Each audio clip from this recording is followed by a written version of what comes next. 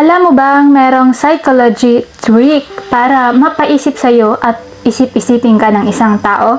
Kahit na hindi ka mag-chat. At mas effective ito kapag hindi mo siya hinahabol. At hindi lang ito simpleng ignore technique, kundi pambihirang tricks ito. Bigyan mo siya ng emotional pattern. Yan ang number 1. Napapansin mo ba kapag nasanay tayo sa isang bagay, ay hinahanap-hanap natin ito?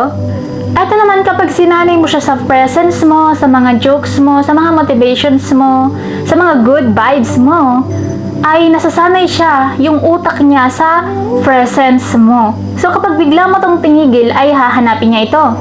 Ito ay kapag biglang nawala, ito yung tinatawag na emotional gap. Doon ka niya sisimulang hanapin. Hindi dahil hard to get ka, kundi dahil may parte sa emotion niya na naging routine niya na. Pangalawa, huwag laging available. Ito yung pagkakamaling ginagawa ng karamihan. Siya ang tagal mag-reply, ikaw ang bilis mo mag-reply. Sobrang laging present ka sa buhay niya. Kahit anong gawin niya, nakabuntot ka. Walang excitement na. Sa psychology, mas tumatatak sa isang tao ang mga bagay o mga pagkakataon na hindi laging accessible.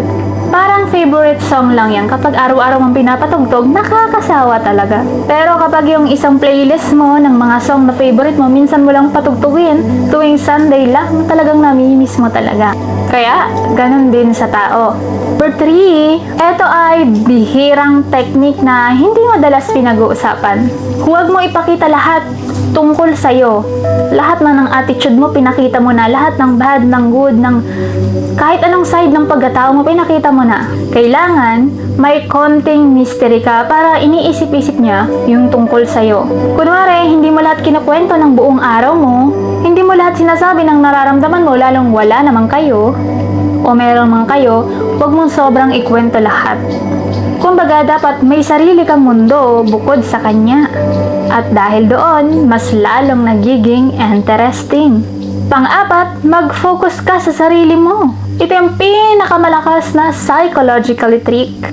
Kapag nakikita niyang masaya ka, kapag wala siya, doon ka niya mas napapansin. Bakit? Kasi normal sa tao na ma-curious sa mga taong may sariling confidence, may face, at may goal sa buhay. At kapag nakikita kanyang nagbo-blooming, nag-glow para sa sarili mo, nag-grow para sa sarili mo, doon kanya hahanapin.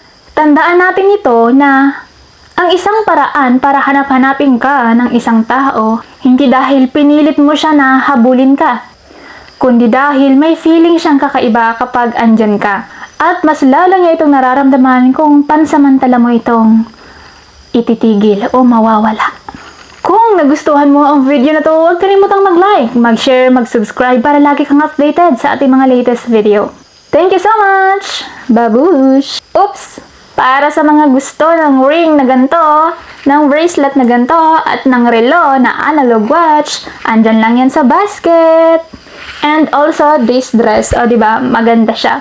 And kung gusto niyo din ng gaming chair na pang matagalan, ito yung ginagamit ko. Ilalagay ko lang yan dyan sa baba ng video. Bye-bye!